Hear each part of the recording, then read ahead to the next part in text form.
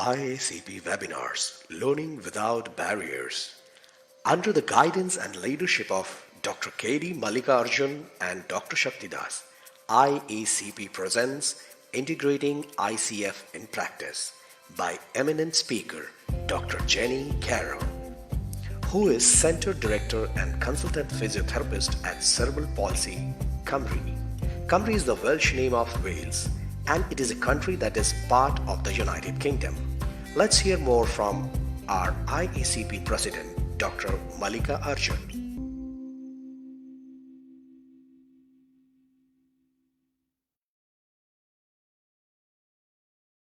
Sir, you're mute. Now, okay. Yep. Thank you, Vinod and Jasmith. Good evening to all of you. It gives me immense pleasure and joy to welcome all distinguished faculty, delegates, and persons with the cerebral palsy and parents. ISCP webinars is mainly, our goal is to bring together the best teachers to speak on wide range of topics to foster learning. Indian Academy of Cerebral Palsy was established with a primary mission is to propel perceptions of disability from a label to the empowerment and enablement of ability to achieve inclusion in all streams of life. The Academy is growing fast over the years, fulfilling its objectives by large number of eminent professionals with a national and international reputation. Since 2004, the Indian Academy of Cerebral Palsy is the highest academic body in the country, having highly reputed professionals as its members, providing an excellent forum for the academicians and rehabilitation professionals to put forth their wisdom and to enrich their knowledge for the better delivery of education, patient care, and sensitization of civil society at large. The Academy has risen to glorious heights ever since its inception, and same as also acknowledged by the international professionals and organizations. We all are doing our best to bring the eminent professional to disseminate their knowledge.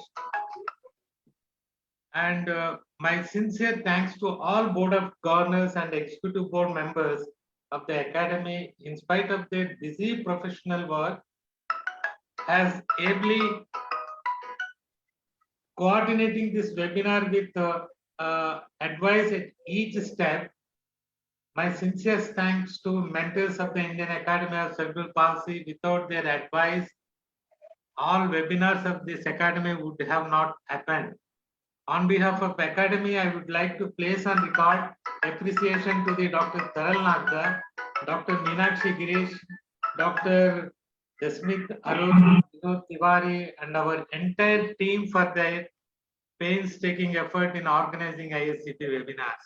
I especially thank my Dr. Shaktidas sir for all the time encouraging us to go forward with good academic programs, and his support is really great for the taking ISCP forward. And today I am really amazed, and it is amazing that to look at the registrations, when over 1,000 delegates registered for this webinar, and I thank Dr. Jenny Carroll. Despite of her busy work schedule, she accepted to teach for us on ICF. I thank you, Dr. Jenny Carroll, and welcome all of you. Over to Dr. Asha Chetnis. Thank you, sir, for your kind words. On behalf of my executive board and board of directors, I welcome all of you for this wonderful webinar. Everybody knows that ICF is a classification of health and health-related conditions for children and adults, which was developed by WHO It's a great framework for describing function and disability in relation to health conditions. And I guess why I like that as a pediatric therapist, it gives us a common language and a framework to describe the level of function of the persons that we deal with. And I guess for we as therapists, our ultimate goal is participation. Having said that, and not wasting much time, I would like to officially introduce Jenny Carroll, who's our speaker. Can I have the next slide, please? I mean, we heard her that she is the Center and Director of Consultant Physiotherapist at Cerebral Palsy, Cardiff, UK. She has numerous works to speak for. She's the co-leader of the Cerebral Palsy Register for Wales and Emerging Cerebral Palsy Register. She's a committee member for the British Association of both Go-Back Trained Therapists, an expert advisory panel of EI, that is the Early Intervention Smart and Approach to Early Intervention. And she's also on the COVID task force of the GPEC IACD Hub Chair Nomination Committee. We welcome you, Jenny, and we are all eager to learn from you, ICF in clinical practice.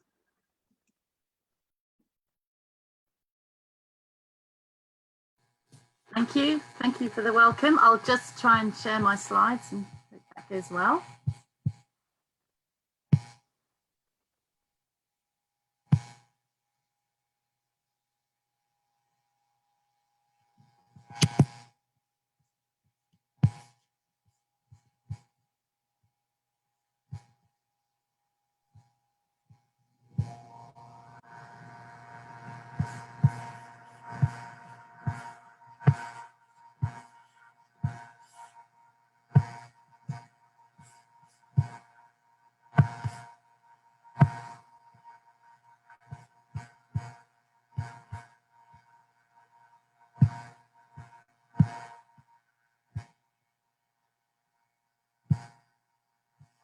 I think you have them now, is that right? Great. Thank you very much for lovely welcome, and great to be here as part of the Indian Academy of Cerebral Palsy. So thank you very much. And as Asha said, I am a physiotherapist from Cerebral Palsy Cymru, and we're a specialist centre for children who are at risk of or who have cerebral palsy, based in Wales, which is the left-hand little bit of the United Kingdom. So I'm very much a clinician, and that's the kind of perspective that I'm going to be sharing with you all today. So my talk in presentation is talking about integrating the ICF into clinical practice. So what I'm hoping is, sort of by the end of the presentation, we'll have a bit of an idea about the ICF and what it can be used for, and understanding the clinical applications of ICF and some ideas for your practice. So we're going to be slightly back to front in terms of what we're going to do, because we're going to start off with asking you some questions and getting a little bit of an idea of where you all are, and hopefully to make this presentation a little bit more interactive, which is quite a challenge with so many of you, but let's give it a go. So this is the address of the poll. So we're going to be doing some polling during the talk. So please take the time to come on there. It's the easiest if you've got your smartphone to find it on there and not disturb your listening. So if you can find pollev.com /Jennifer CARR 965. So if you can do that, and then we can share some information together. And the first question is what we always talk about in Britain, which is the weather. So we're sunny here, so I'm on 100% sunny, but my sunny is not the same as your sunny. We've got about a good few degrees difference there. So if people can find this slide, then I'll know once some of the results coming in that you are all connected. So if you haven't had a chance to pick up what the address was, it's on the top here as pollev.com / So all of the polls will have that on if you get lost and need to find your way. So far Wales is sunnier than India, which is not what I'm anticipating at all. So we'll see if a few more come in, but I suspect there's a lot of sun is coming from India too. That's great. Ashley was telling me she had about 12 degrees warmer than I am. So that was very lovely.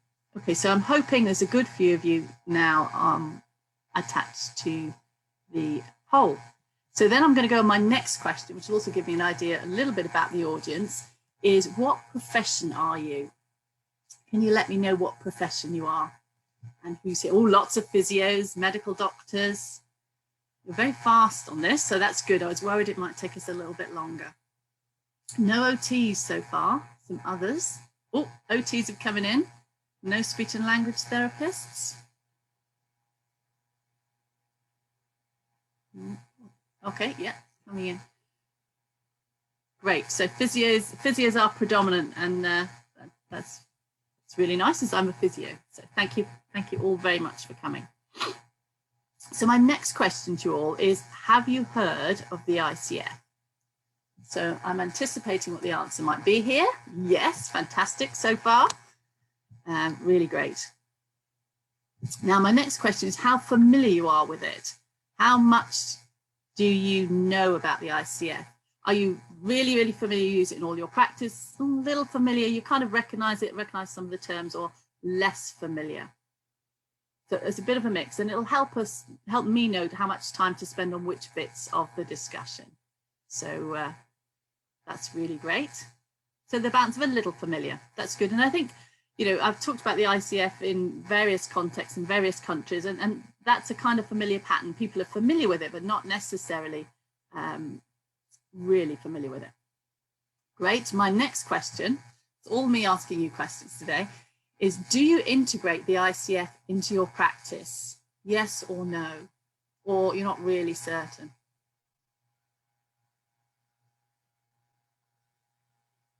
You're all very, very efficient at polling. I'm very impressed.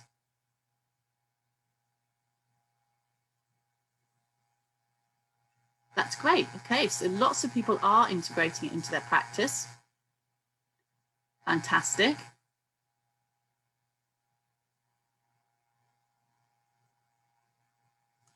Love how it just changes as you watch.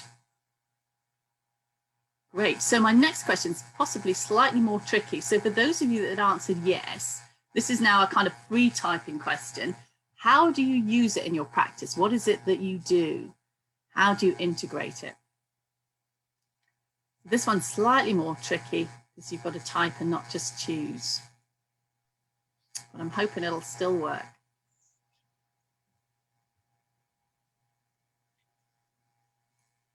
Just short sentences is probably, yes. Yeah, people are trying it. Yeah, help using set targets, identify limitations academically. Some people less certain. Okay, part of planning. Yeah, the functional is really important.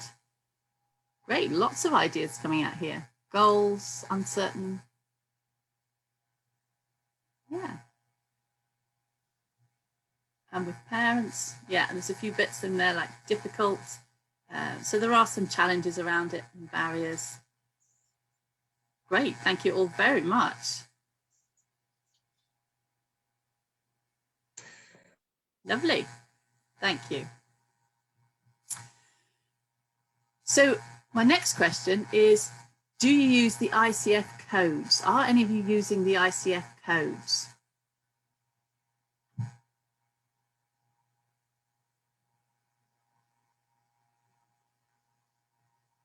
Okay, some of you are.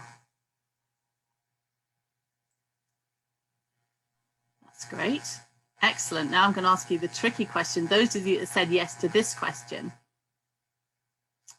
how are you using the codes? What are you doing with those codes? And it's going to make for a good discussion at the end when we can share some of what we're all doing. Because I think one of the important things about the ICF and how you apply it is there isn't a right answer. There's not, this is the way you should do it. But actually, there's lots of ways that we can choose to apply it that fit to our own kind of context and what we want to achieve. And that means we can kind of share other people's ideas about how they're doing it and what they're finding useful and what they're not finding useful.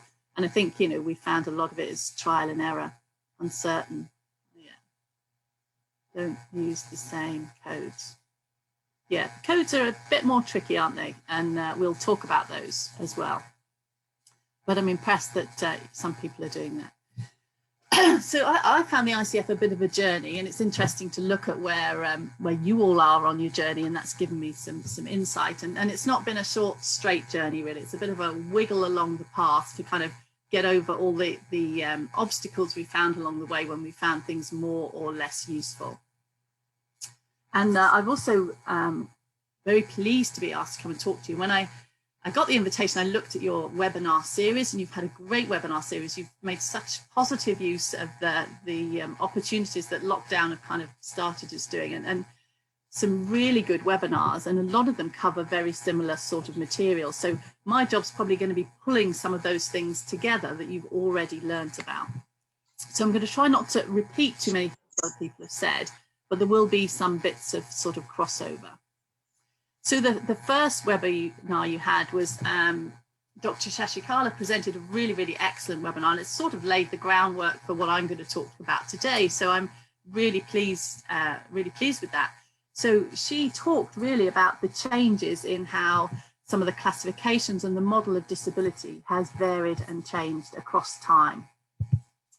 And across the years, and including the fact that now, very rightly, the person is now the focus of what we're talking about rather than the diagnosis. So that's a really good sort of start on the way, showing how the ICF kind of is nestled within that family of WHO classifications. And obviously we link very closely in with the ICD as well. She gave you, and I use this definition quite a lot as well, that the definition of health is that state of complete physical, mental and social well-being, and not merely the absence of disease. So that's a 1948 World Health Organization definition. And I think the thing I find the most interesting about this fact is, you know, that very holistic definition was here in 1948. And certainly within the UK, we have not achieved even now that level of holistic approach. So it was a concept well before people have been managing to apply it. We've also had a great presentation from Dr. Rosalind Boyd, and she presented on what clinicians should be doing in 2020. So I'm going to link with some of that discussion as well. And she particularly looked at what there was research evidence for. And that research evidence is one of those, the parts of the tripartite evidence-based practice triad. I think the bits that we're going to talk about, I think someone might need to mute. I think what we're going to talk about, thank you, Jasmine, is the individual expertise part of it and how we use that to apply the research evidence part of the evidence-based medicine, because that's really important as clinicians for us to have that level of understanding and knowledge, because we can take the research then and apply it. You know, for an example that comes to mind is we talk about, and we know there's very good research for constraint induced movement therapy, but actually you need as a clinician to know when to apply that and when it's useful and when it's not. If, for example, you're not going to apply that for a child with a bilateral dyskinetic presentation of cerebral palsy. So we need all these parts of the triad are really important. And of course, you know, we're always striving to become more family centered, so that family values and expectations part is important too. So moving forward, I think it was webinar 10, you actually already have had a presentation on the ICF. And straight from the horse's mouth, as it were, if that's an expression that's also used in India, I don't know. But you had Melissa Salvadez, thank you, and Susie Noten, who've done lots of work on the ICF and its codes. And in fact, I noticed yesterday that Susie's article is coming out in this month's DMCN. So that's really worth a look. Well, July's DMCN. I haven't had a chance to look at it yet. It's just on early view. And they gave you lots of detail about the codes, the levels and the qualifiers. So I'm not going to repeat all that information, but we'll look at some of that from the clinician's perspective. So thinking about what the ICF is, it's an international classification of functioning, disability and health. And it's a framework for organising and documenting information on functioning and disability. So it's published by the World Health Organization 20 years ago. So it's the birthday of ICF's 20th birthday this year. So it gives us a standard language and a conceptual basis for the definition and measurement of disability. And it also provides us with classifications and with codes. So it integrates the major models of disability that have been around there before, which is the medical model and the social model. And it incorporates even more than that and gives us a biopsychosocial synthesis. So a really important step forward for us. And it might not know the answer for all things, but it's a good step forward. And what's a shame is perhaps, although it's 20 years old, it's not as integrated into practice as would be ideal. So it talks about functioning and it talks about disability. And those are both umbrella terms denoting the positive and then the negative aspects of functioning from a biopsychosocial perspective. So the ICF therefore provides us this multi-perspective approach. And it gives the balance between, it talks about functioning as the umbrella term for body functions, body structures, activities and participation.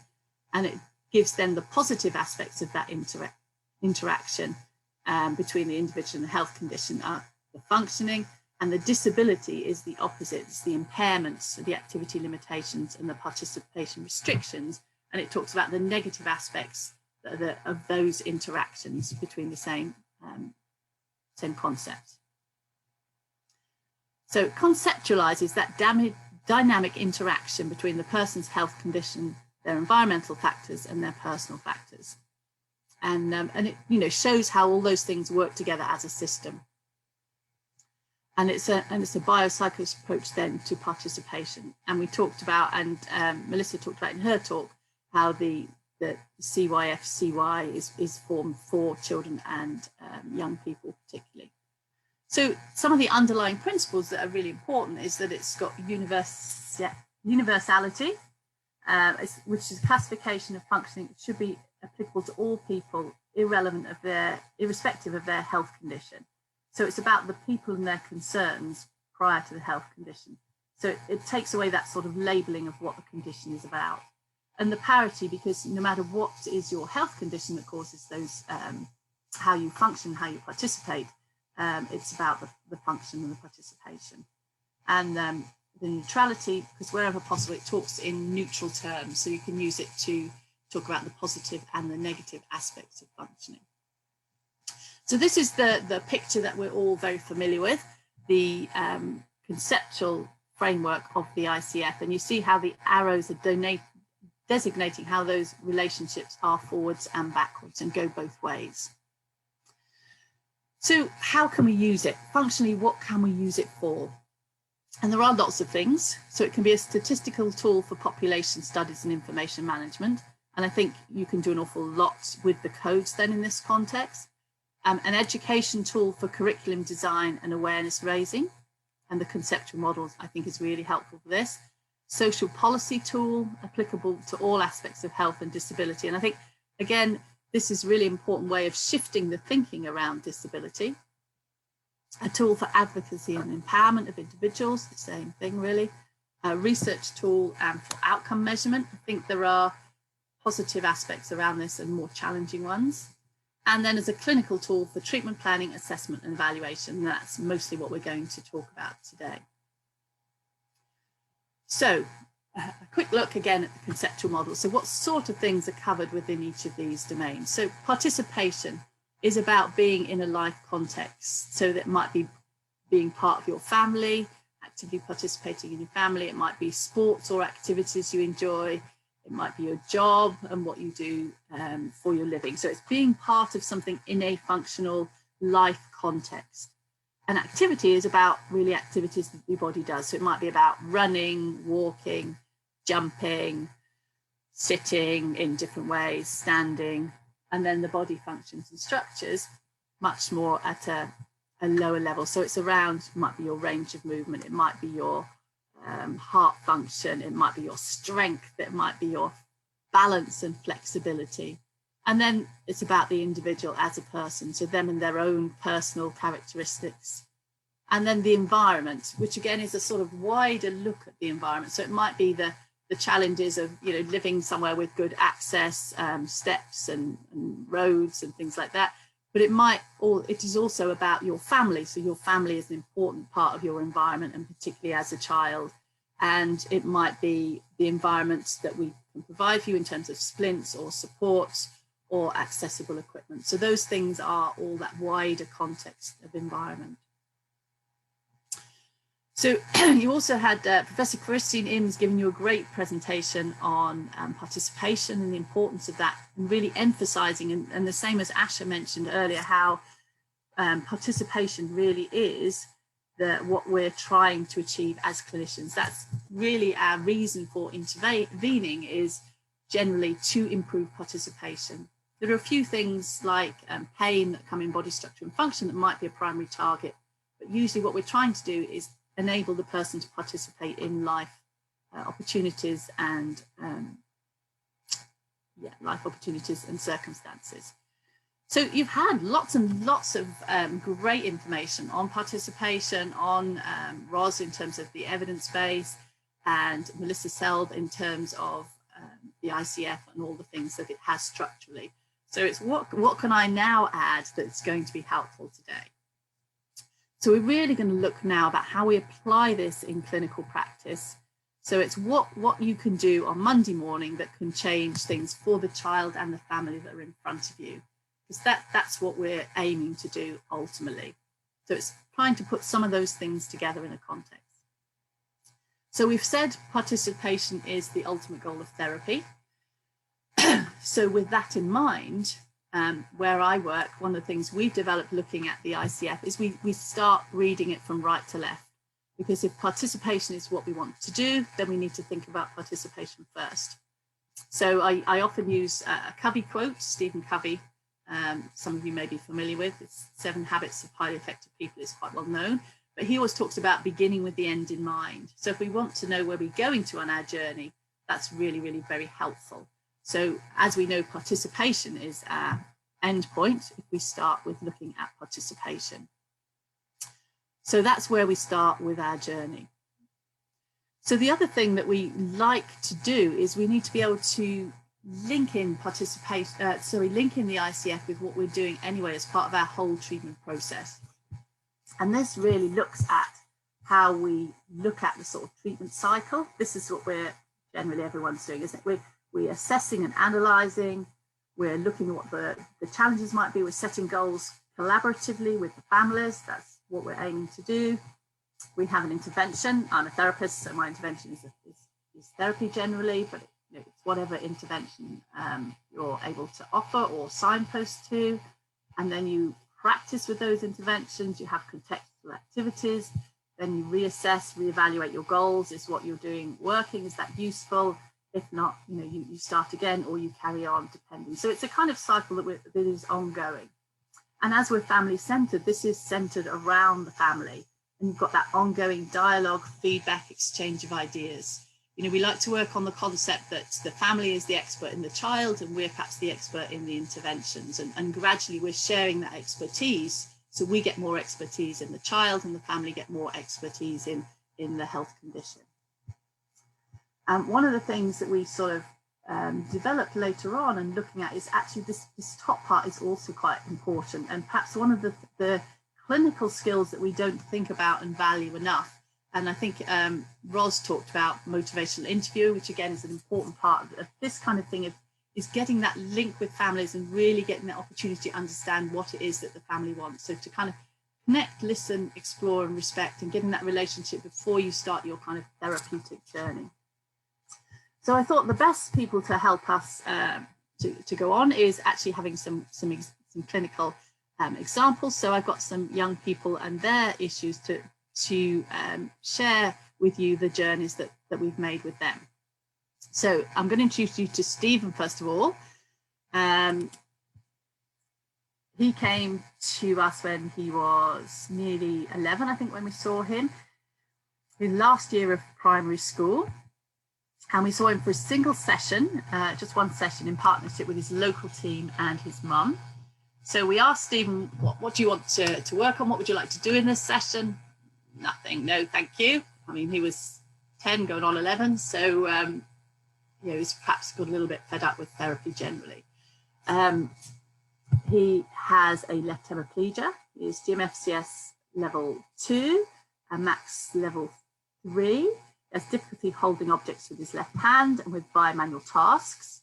He has flexion contractures of his left wrist, sorry, and he finds it difficult to fully extend his arm. And he finds it difficult to do activities such as putting his socks on. So when we were saying to him, what is it that you want to do? What do you want to do in this session? Nothing. So, you know, one of those things where you think, oh, you've probably been dragged here by your mum. So my question to you then is, what should we do? What should our next step be?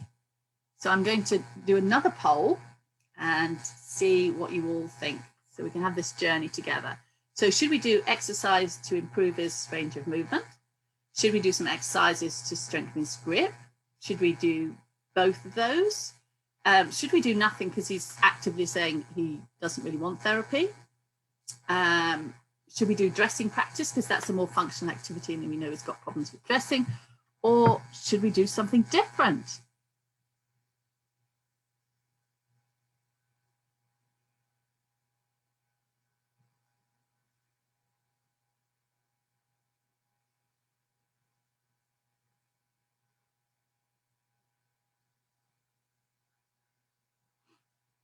I'll give you all a few minutes to get some ideas coming in.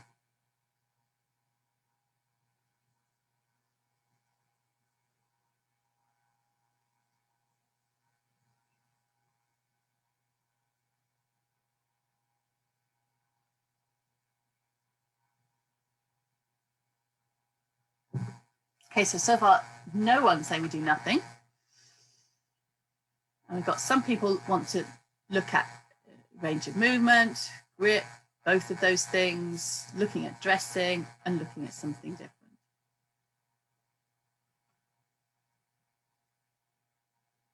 Okay, thank you very much. That's great. I'm going to move on. So we were actually in the something different camp. So we did do that, and those other things are valid too, and we'll kind of come back to those. So we went back and then really explored with him, what is it that you want to do? And we used our model to help us find what's really important to Stephen, how we could help him with something that mattered to him. So the thing that Ethan wanted to work on, that Stephen wanted to work on, is he wanted to be able to paddle a kayak. So bear in mind, this is a single session in a therapy room. So he wanted to do that because that's what his brother did. And he went to kayak club as well. And he found that he was going round and round in circles, as you could imagine, because he's going to paddle strongly on one side and not on the other. So he wanted to be able to paddle in a straight line. So bear in mind, we were in a clinic room, we only had one session. We then looked at what in terms of activity limitations there might be, what things in terms of activity might need to do. We just needed to mock that up with a broom handle and a chair and a stool. And then what is it in terms of body functions and structure that's finding it difficult for him, being able to get a grip, and what in terms of the environment. So the ICF gives us a kind of way of looking around all of these things and can help us with our clinical reasoning. So we tended to map out what it is that he wanted to do on the ICF, using the ICF framework. So one of the things we found in the past is sometimes you can end up putting down everything that a child or young person can't do, and that can end up sounding quite negative. So one of the things we've kind of started doing, and we've also found that you can't map the whole child in this way because it's too much. So you link it in with, starting with the end in mind, your participation. So we know that what Stephen wanted to do was kayak with the local kayak club with his brother. So in a very participation context. So we then thought about what is it within activity that he's going to need to be able to do to enable that participation. And then we thought, right, what is it within body structure and function that is going to enable that activity that will enable that participation? And what is it in terms of environmental factors that are going to be important? and what is it in terms of personal factors that are going to be important. So we can look at all those things and really analyse whereabouts things can happen and where we can make a difference.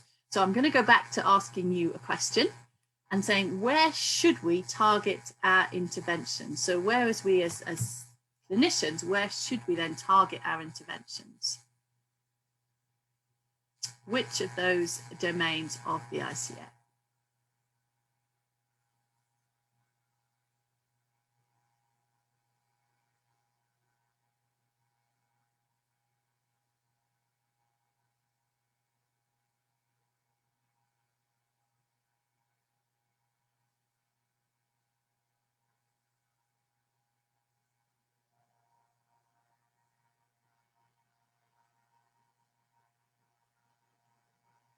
Just give you a few more minutes to come in with suggestions.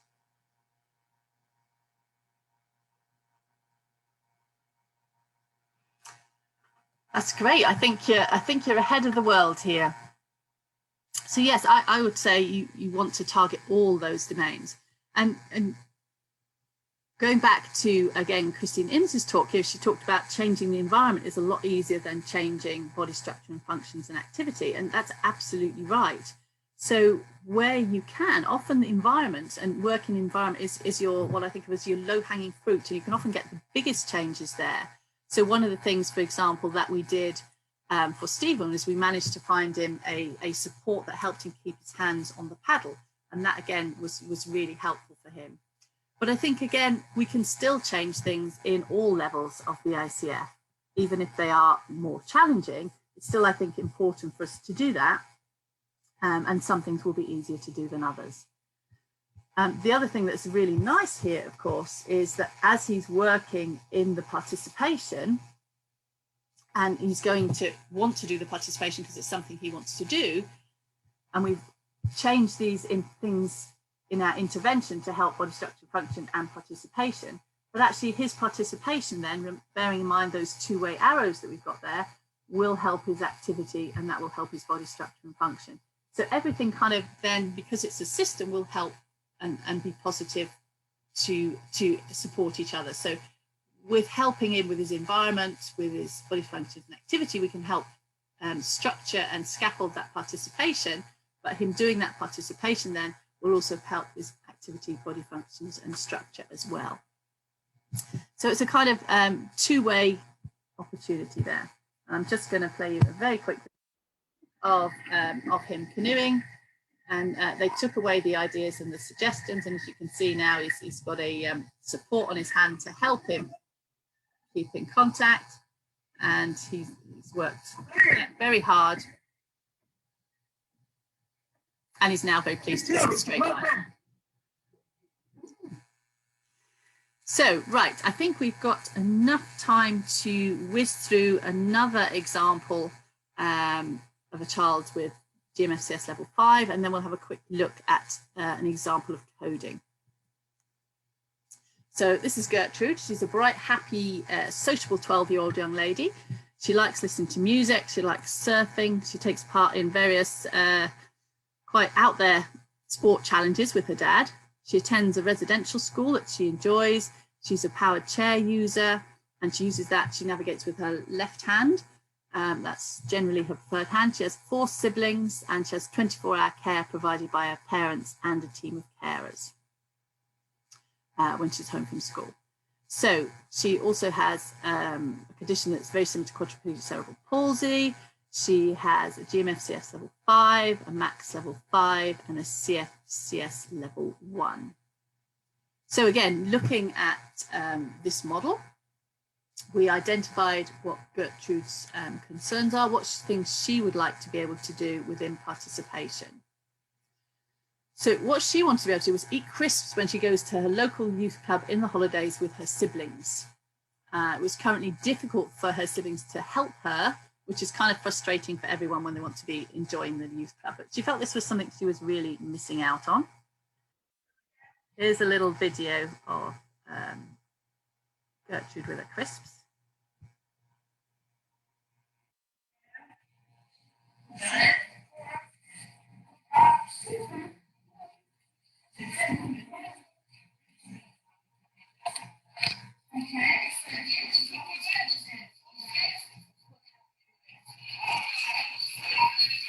this is the beginning of the first session when the therapists were asking her carers to show them how she normally eats a crisp.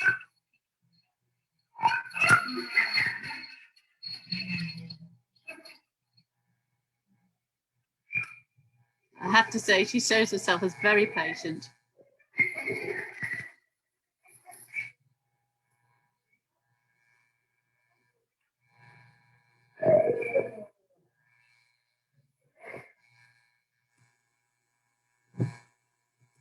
But quite a lot of effort for very little crisp. So if we then map that onto the ICF, what is it that she would like to do? She would like to be able to eat crisps at the youth club. And in terms of activity, that involves eating crisps, so that she needs to be able to do that and then do it in the context that makes it a participation. And then all the things she needs in body structure and function to enable that to happen. And then the environmental factors as well, and the skills and equipment provided. And she's very motivated because it's something she has chosen and wanted to do. So our aims, looking at our sort of cycle of therapy, our aims were for her to be able to eat and enjoy her crisps at youth club, and for her siblings and assistants to know how to help her so it's less frustrating for everyone. So what we wanted her to be able to do is put a crisp in her mouth once it's been passed to her, and she'll have minimal assistance from one person to help maintain alignment of her arm. Missed some slides somewhere. Okay, we'll go on to, I've got the other bit of video, but yeah. So that's then looking at how we intervene at each of those levels of the ICF to then make that possible. So you can see here that the environment has changed quite a lot, hasn't it? She's now got support for her arms. She's got something for her elbow. They actually found it easier to doing it with her less preferred hand. So she's not quite got the goal in this video because she's got 2 people helping her. So this is part of planning how to take that forward.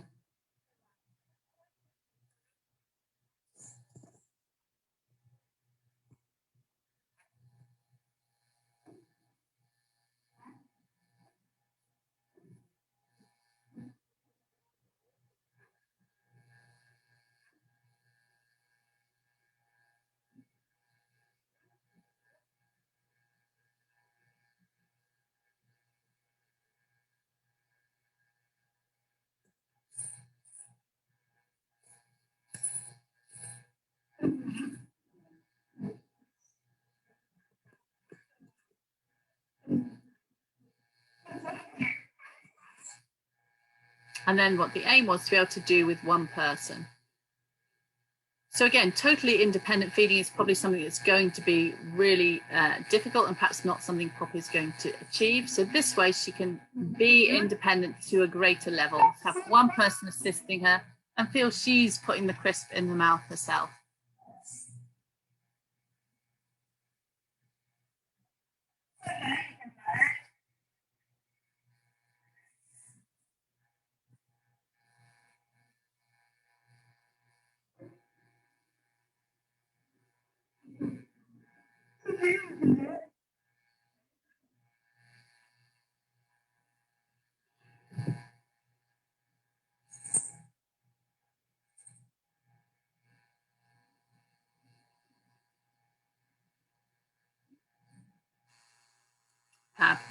We tend to set quite specific goals and then goal attainment scale them as well, so we can measure exactly what level a child has achieved.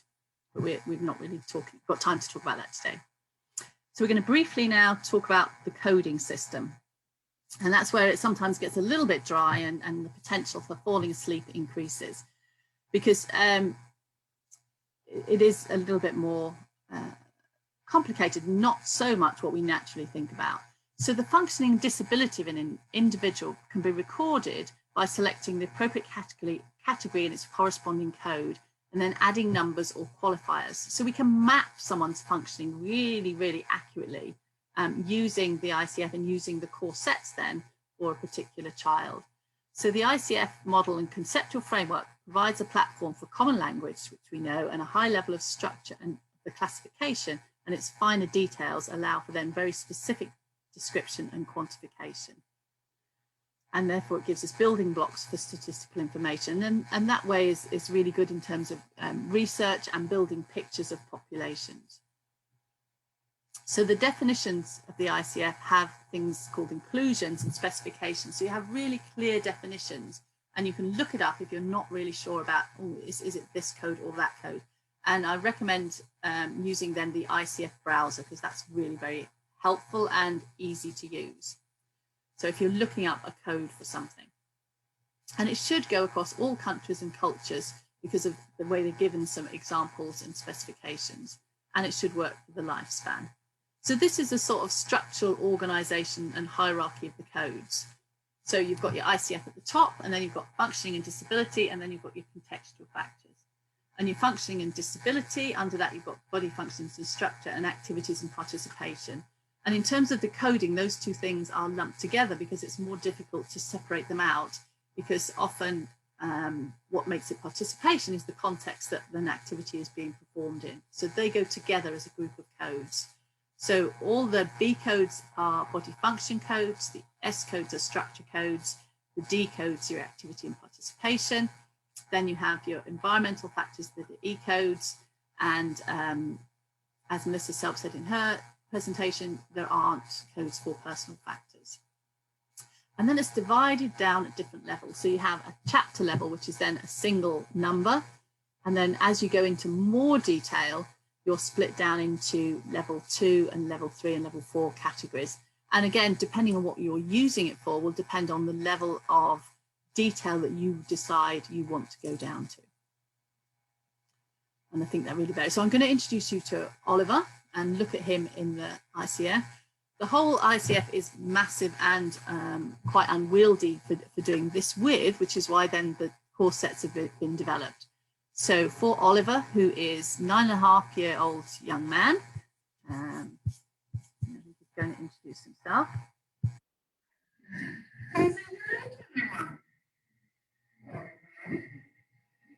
He has a wicked sense of humour,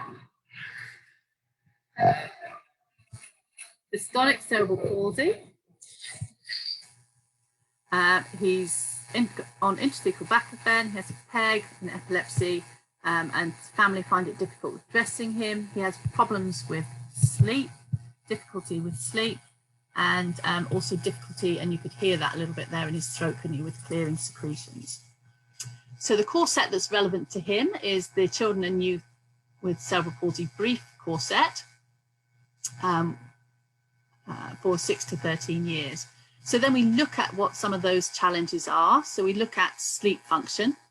So the code for sleep function would come under B1, but that's a very wide range. So it talks about all global mental functions, consciousness, energy, drive, memory, as well as sleep. So that's probably not going to give us a huge amount of information. So we'd want to go down another level. So if you go down a level to B1 through 4, then that covers sleep functions. So general mental functions of periodic, reversible, selective, physical and mental disengagement from one's immediate environment. So it gives you a very specific definition of what sleep is. When you're doing this and discussing with families, you kind of need to change that language a little bit to make it a little bit more user-friendly. So then we would classify them as sleep functions as B1 through 4.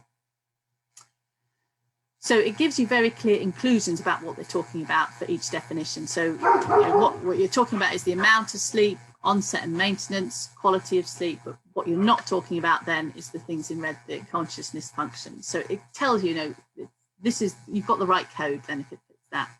So then it splits it down to another level. So what is your issue with sleep? Is it the amount of sleep? Is it the onset of sleep that you're finding difficult? Is it the maintenance of sleep? What is your issue around? So for him, it's the amount of sleep.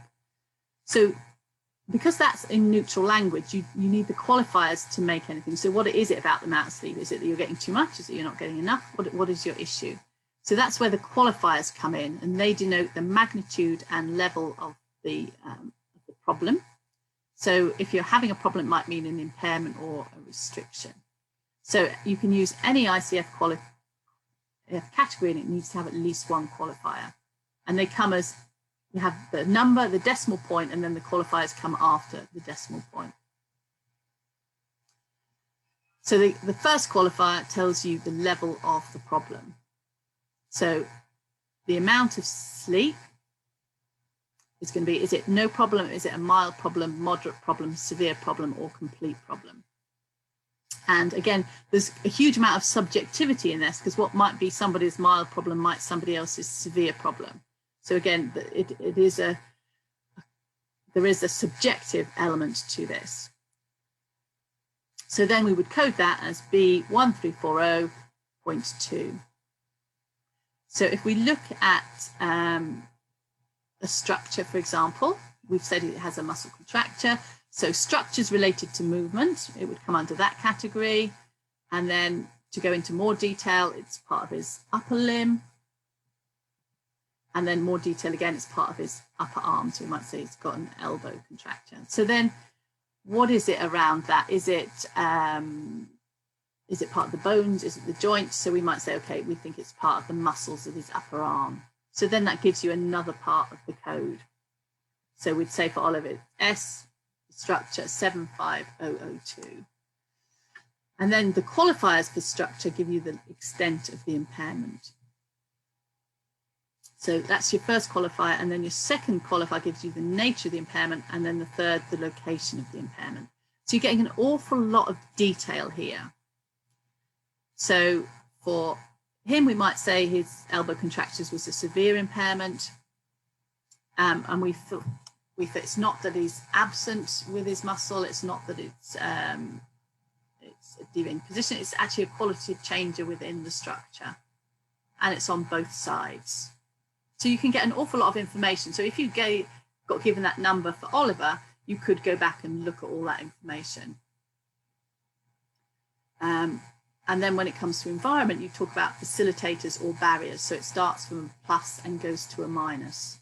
And again, you have to make that judgment yourself as to whether it's a positive or barrier.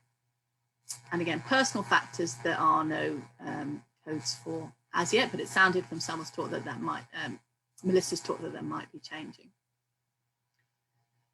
So again, if you're looking at codes for activity and participation, it might be around undertaking a task. And then it might be the complexity of the task, so undertaking a simple task. And then your qualifiers for activity and participation is whether you have no problem, a mild problem, a moderate problem, severe or complete problem. So you might then, that's, you know, what we talked about dressing for him, so dressing was perhaps a severe difficulty at that time. And you can identify what task that is. So it gives you a category code, and then you have a performance code and a capacity code, and they're two slightly different things. Again, each given the different levels. So performance is what actually happens with all your sort of adaptations around you. So if you've got environmental adaptations, if you've got aids, if you've got abilities. So your capacity is what it would be without any of that support. So there can be a difference between those two things. And there's actually a function on the ICF website that allows you to use this and input it all directly, and it will give you a individual's functioning profile. So you put in all the information and you go through and you pick what set of core sets is relevant, and it gives you this functioning profile at the end. So I guess what I have to say as part of that is we don't really use it because it doesn't help us as much as it would be describing some of those issues, and it takes an awful long time to do it for every child. I think if you were measuring or monitoring a population in detail, it might do. We did, when we were looking at it, think, well, could we use the qualifiers to measure change? But actually, because it only does mild, moderate and severe, or sort of no problems, then I think it's not going to be with many therapeutic interventions that you're going to go from being on one of those categories to another with a short period of intervention that we tend to do our goals for. That may work differently if you've got a more significant surgical intervention, or you're adding intrathecal baclofen or those kind of things, then that might be more useful to measure a change. But for us, we didn't find it as useful as doing goal attainment scaling, because that also then particularly focuses on the goal and the participation that people want to change and want to affect. One thing we do use the codes for, we don't do this whole mapping, but we do use the codes to look at and to audit a lot of our service. So we code all the areas that families would like to make changes in, where they've got concerns about. We put an ICF code in for that. And we also put an ICF code for goals and the interventions.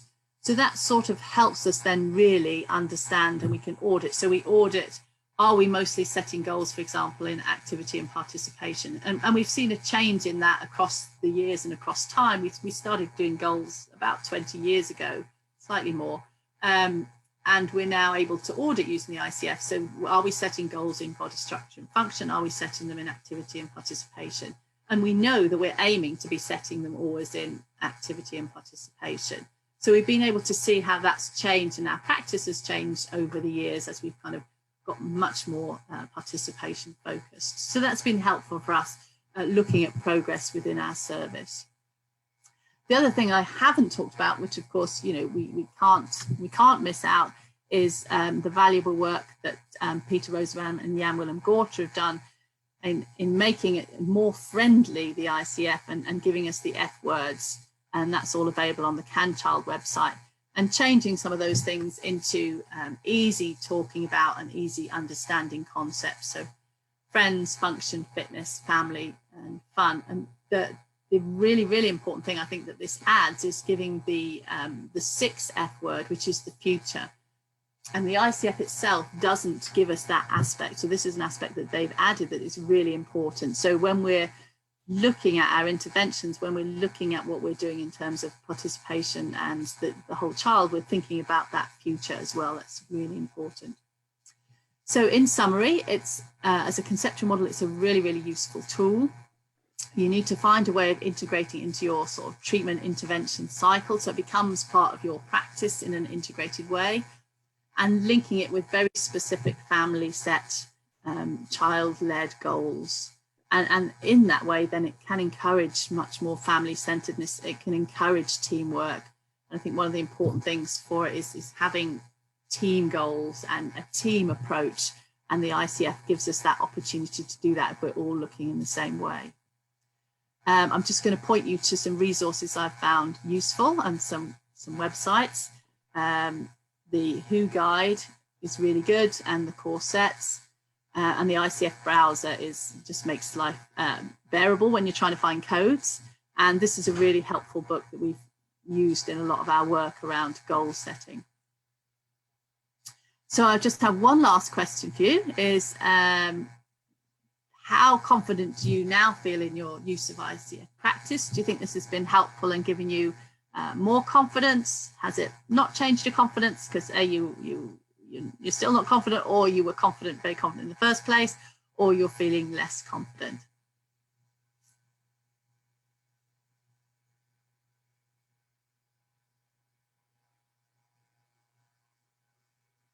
Thank you, everyone. You've been really brilliant at participating in my polls, and it's nice for me to then feel that there's lots of people out there. And great, thank you very much. Diolch, as we say in Wales, and yeah, thank you. And over to you for questions and discussion.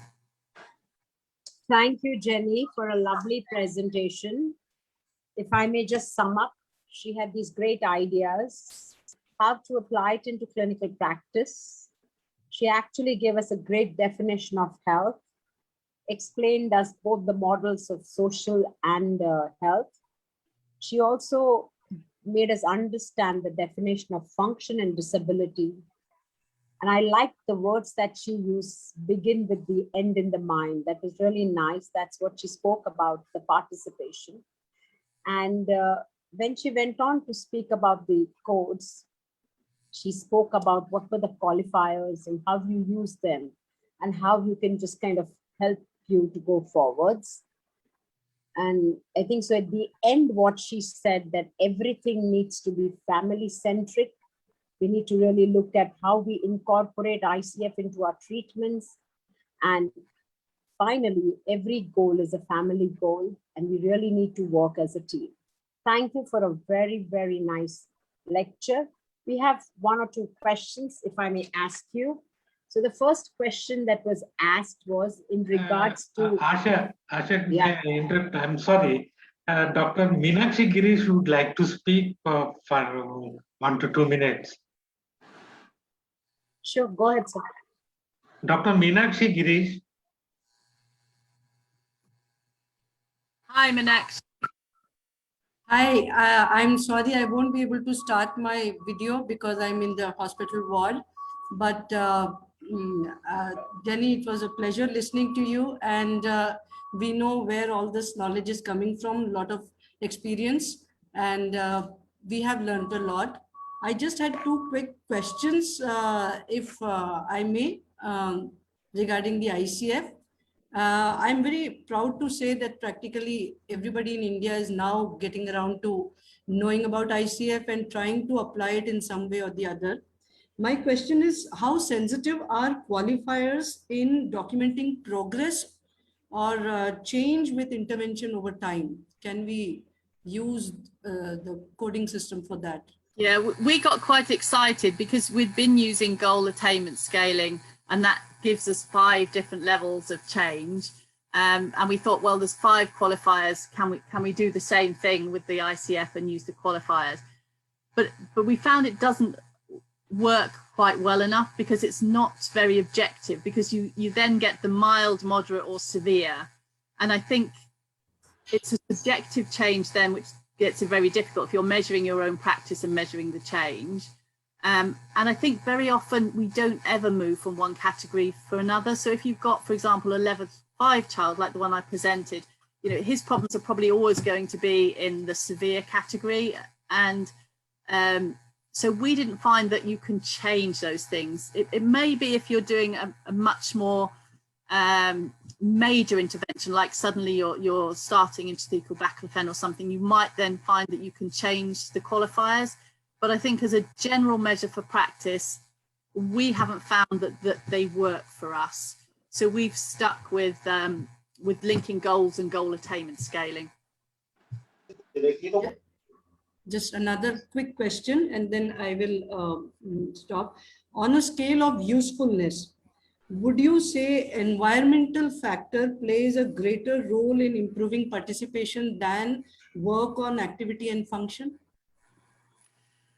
Generally, it's the easiest to change. So if you can change the environment, that's the first thing to pick on. You know, I think of it in terms of, you know, you've got a fruit tree with lots of things on it. Your environment's often the one that you can change the quickest.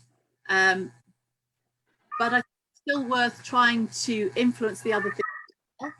And if you can influence those and support going forward to improving participation, you know, so there may be easy therapeutic things you can do that change activity and function.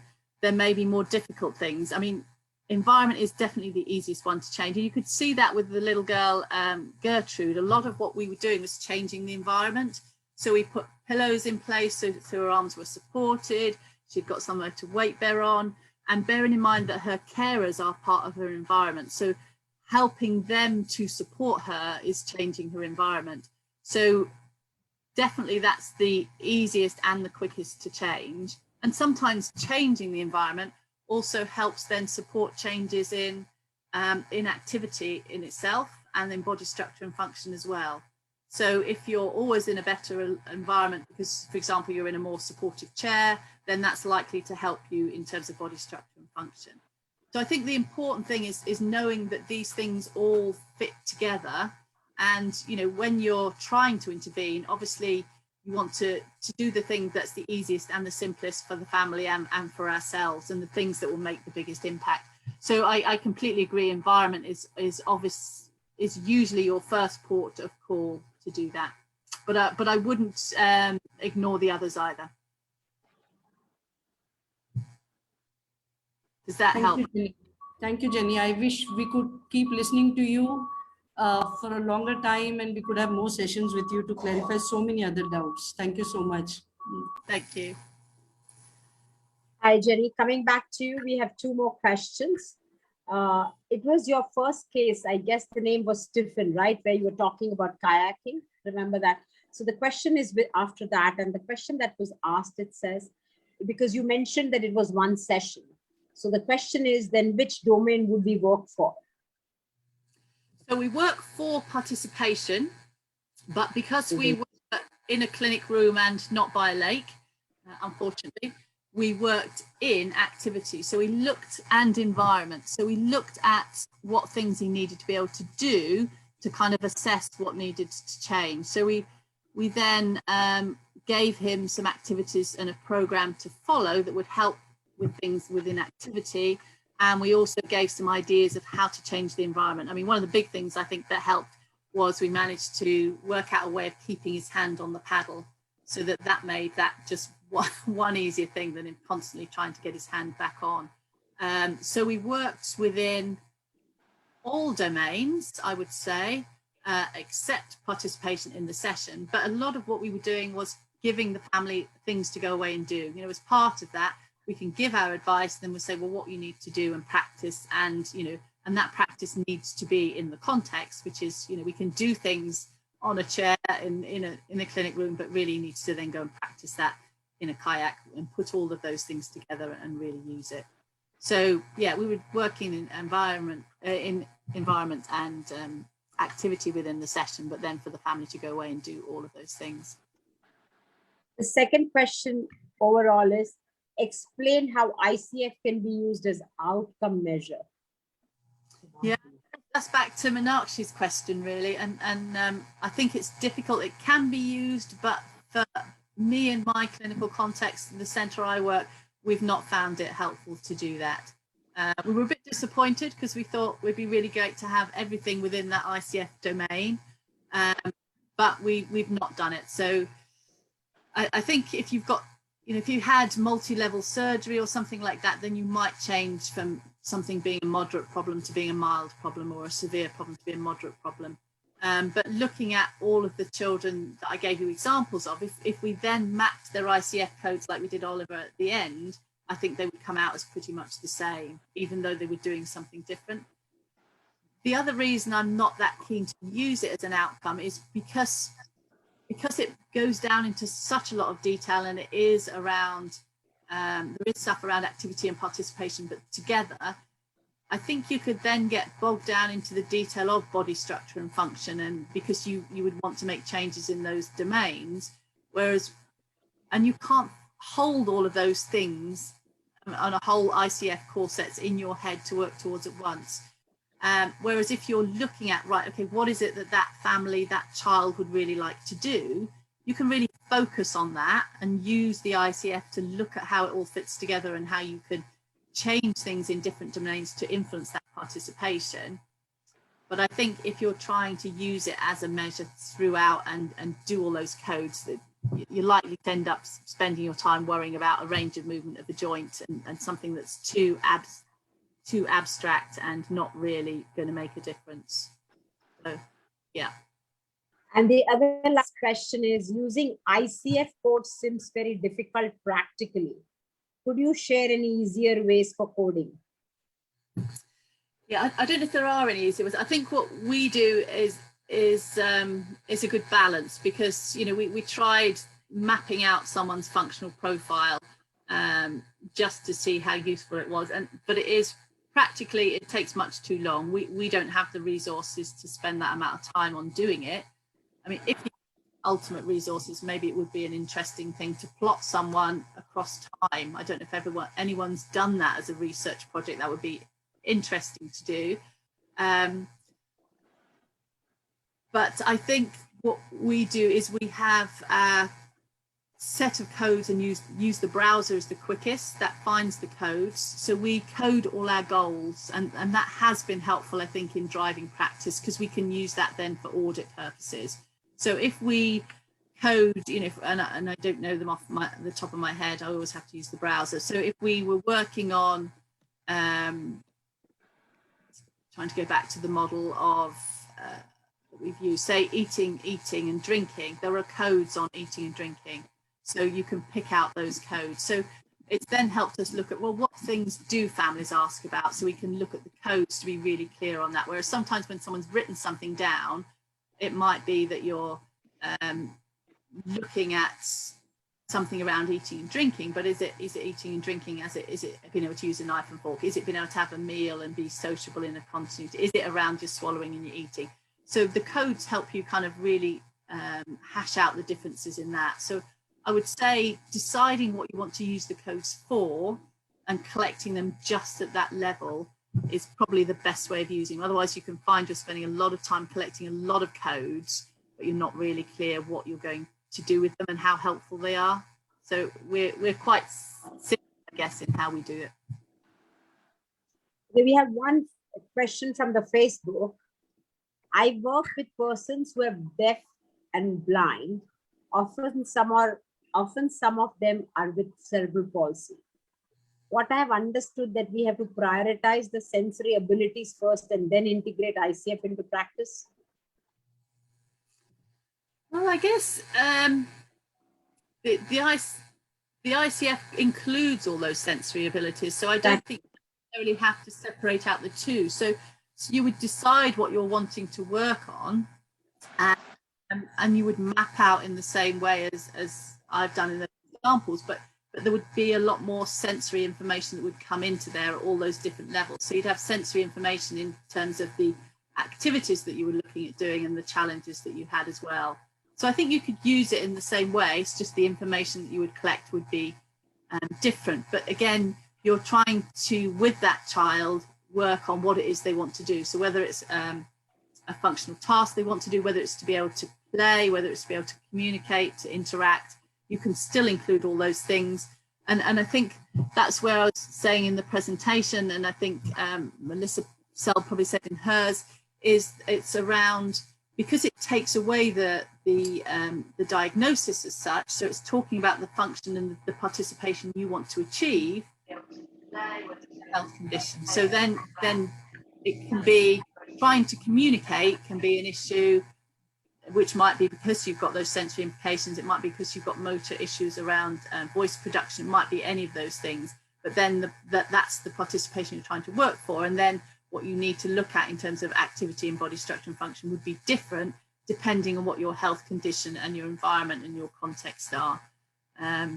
It's you know, the participation is a kind of emergent property from all of those things within the system. Thank you so much, Ginny. Thank you. Thank you for all your patience and thank you for all your questions. Pleasure. Thank you. You're on mute, sir.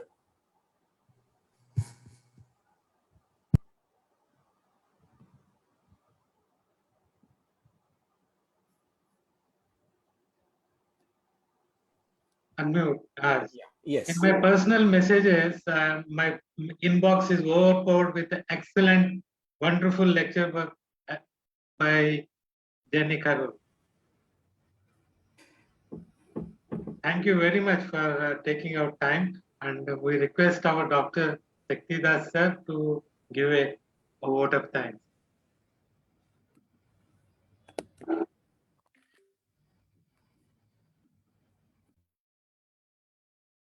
Thank you, sir. I'm not able to hear.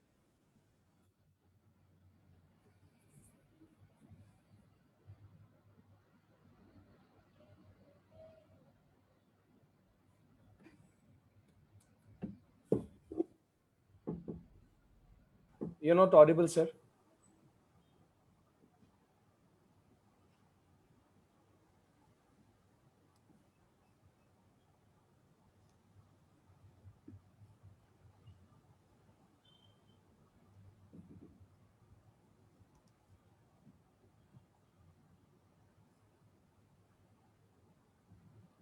So we can't hear you.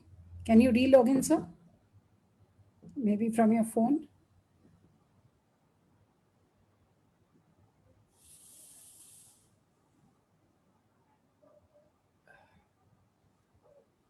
Mallikarjun, sir, you take over till the time he log in again.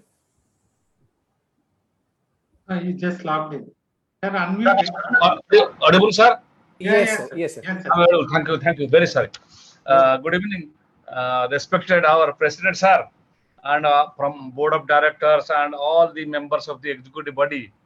It is my privilege to convey my vote of thanks, and I am very much thankful to our today's guest speaker, Jenny Carroll. No doubt, this ICF is a very difficult topic to understand. She has tried her best to convey the message, and we are very happy that she has given her time for us for this webinar. And one thing is, I liked very much what she told about this beginning with end in mind. No doubt, this is very, very difficult. If you can know the end means you have to be very, very expert. Then you can, from beginning, you can know the end. So you have to expert, and you have proved it. So you know the topic. You have answered all our questions. Thank you very much, madam. Again, I thank all our members, those who have helped us, Jasmeet, Vinod, Asa, and all our colleagues who are there.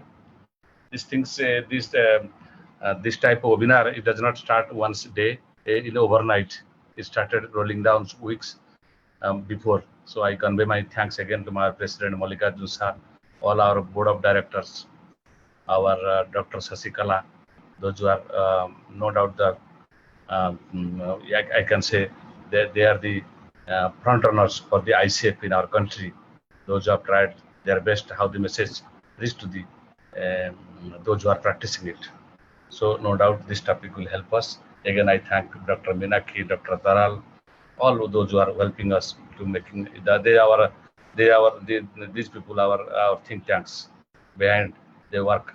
So thank you very much again. And with these few words, again I thank Jenny for giving us the time for this webinar. Thank you very much. Good night. Pleasure. Thank you. Thank you, Jenny. Thank you very much for taking our time and disseminating your wonderful, excellent knowledge on ICF. This is a second in series. We had one lecture on ICF from Dr. Melissa Spell from Switzerland. She spoke on ICF last 2 months back. We had one webinar. And this really thank you very much. In spite of your time, you spared valuable time for IACP, and we are very thankful to you. Thank you very much. Thank you, sir.